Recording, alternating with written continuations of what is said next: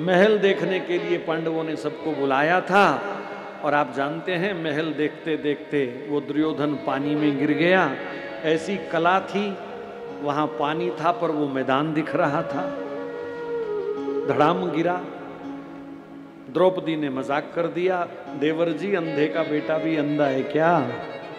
देवर भाभी का मजाक होता है, लेकिन यहां मैं थोड़ा सा कहना चाहूंगा कि पहले तोलो फिर बोलो। मजाक उसी से करो जिसका हृदय साफ है। साफ हृदय वाला व्यक्ति ही मजाक सुनता है, मजाक करता है। खोटे दिल वाले लोग ना मजाक कर सकते हैं ना सुन सकते। दुर्योधन पहले ही चिढ़ा हुआ था पांडवों की तरक्की से, और ये शब्द ऊपर से सुनने को जब मिले तो तिल मिला गया। कहता है याद रखना द्रौपदी ये शब्द। पर इसमें भी लीला भगवान कृष्ण की थी। द्रौपदी का बहाना बना करके भगवान इस धरती पर पाप का नाश करना चाहते थे, सब पापियों को इकट्ठा करना चाहते थे, और वही शब्द फिर महाभारत का कारण बने। द्रौपदी का चीर हरण करने की आज्ञा दी है। अब वो कथा आप जानते हैं, जुआ हुआ, ये हुआ, वो हुआ। एक बात यहां सुनने वाली है, श्री कृष्ण की कृपा से पांडवों की कभी पीठ नहीं लगी, लेकिन जुए में हार हुई। तो लोग कहते हैं, लोग कहते हैं कि अगर इतना ही वो कृष्ण के थे तो जुए में क्यों हारे? तो उसका कारण सुन लो। पांडव हर काम श्री कृष्ण से पूछ कर करते थे, पर जुआ खेलने की आज्ञा नहीं ली। जो लोग दूसरे दिन आए थे, याद करो मैंने क्या कहा था, जब भी घर से निकलो ठाकुर जी को प्रणाम करके निकलो। नीचे नीचे ठाकुर जी से आज्ञा लेकर के निकलो, कभी पीठ नहीं लगने देंगे ठाकुर जी।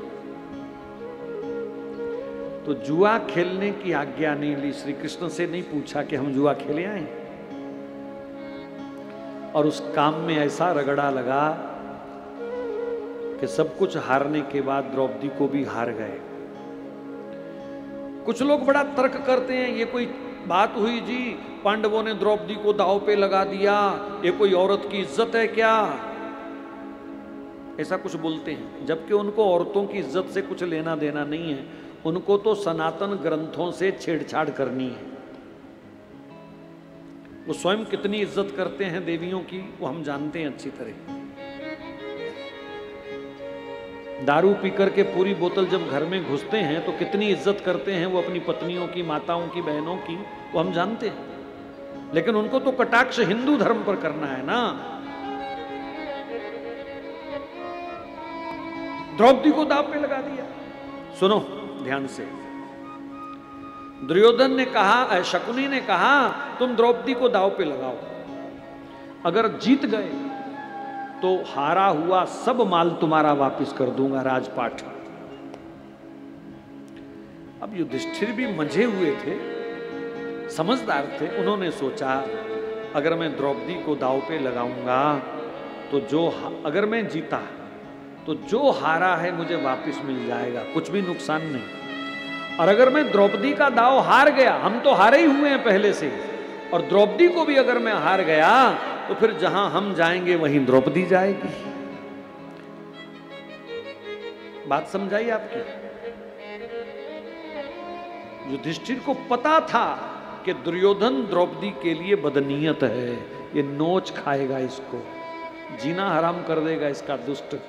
इसलिए जीत गए तो द्रौपदी सहित सब कुछ हमारा, और इस दाव को अगर हार गए तो कम से कम जहां हम रहेंगे वहीं द्रौपदी रहेगी। दुर्योधन के चंगुल से तो बच जाएगी, नहीं तो ये परेशान करेगा।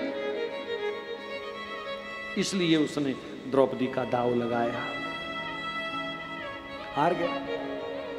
चीरहरण तक की नौबत आ गई। कपड़े उतार दो, नंगी कर दो, मेरी जंघा पर बिठा दो इसको। द्रौपदी कांप गई। भीष्म पितामह, कृपाचार्य, द्रोणाचार्य सबके पास गई, पर किसी ने भी अपना मौन नहीं तोड़ा। आज भी स्थिति लगभग वैसी ही है।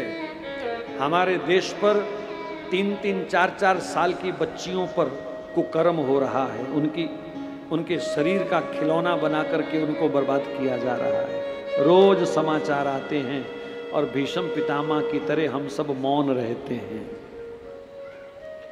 हम क्या सोचते हैं पता, वो उनके यहां हुआ, मेरे थोड़ी हुआ, मैं तो ठीक हूं। इसका मतलब तुम्हारे कान में खुजली तब होगी जब वही व्यवहार तेरे साथ होगा।